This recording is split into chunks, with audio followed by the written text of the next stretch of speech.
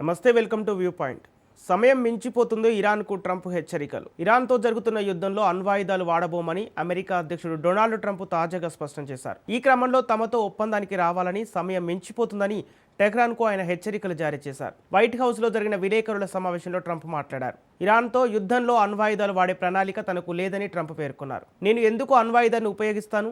అది లేకుండానే సాంప్రదాయ యుద్ధ పద్ధతిలో మేము వారిని ఇప్పటికే నాశనం చేశాం. నేను దాన్ని ఉపయోగించను. అణ్వాయుధాన్ని ఉపయోగించడానికి ఎవరిని ఎప్పటికీ అనుమతించకూడదని ట్రంప్ అన్నారు. ఈ సందర్భంగా టెహ్రాన్తో ఒప్పందానికి తాను తొందరపడటం లేదని ట్రంప్ పేర్కొన్నారు. త్వరిత పరిష్కారం కంటే స్థిరమైన దీర్ఘకాలిక ఒప్పందంపైనే దృష్టి సారించినట్లు తెలిపారు. ఇటీవల ముగిసిన 2 వారాల కాల్పుల విరమణలో ఇరాన్ తన ఆయుధ వ్యవస్థలను పునరుద్ధరించుకొని ఉండవచ్చన్నారు. ఒప్పందం కుదుర్చుకునేందుకు ఇరాన్కు సమయం మించిపోతుందని హెచ్చరిస్తూ ట్రంప్ ట్రూత్ సోషల్లో ఓ పోస్ట్ పెట్టారు. నాకు చాలా సమయం ఉంది, కానీ ఇరాన్కు లేదు. సమయం మించిపోతుంది. ఇరాన్ సైన్యం కుప్పకూలిపోయింది. వారి నాయకులు ఇక మనతో లేరు. దిగ్బంధన పటిష్టంగా ఉంది. ఇక నుంచి పరిస్థితి మరింత దారుణంగా ఉంటుందని ఆయన ట్రూత్లో రాసుకొచ్చారు.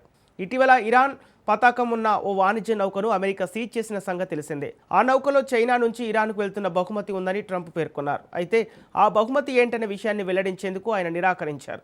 అది అత్యంత రహస్యమైందని పేర్కొన్నారు. ఇరాన్ నౌకలపై విధించిన దిగ్బంధాన్ని అద్భుతమని కొనియాడారు. గల్ఫ్ దేశాలను లక్ష్యంగా చేసుకోవటం, హర్ముజు జలసంధిలో సీ మైన్స్ పెట్టి ఇరాన్ పెద్ద తప్పు చేసిందన్నారు. ఇజ్రాయిల్, లెబనాన్ మధ్య కుదిరిన కాల్పుల విరమణను మరో 3 వారాలు పొడిగిస్తున్నట్లు ట్రంప్ ప్రకటించారు. ఈ క్రమంలో ఇరు దేశాల నాయకులు త్వరలో వైట్ హౌస్లో సమావేశమయ్యే అవకాశం ఉందని కూడా తెలిపారు.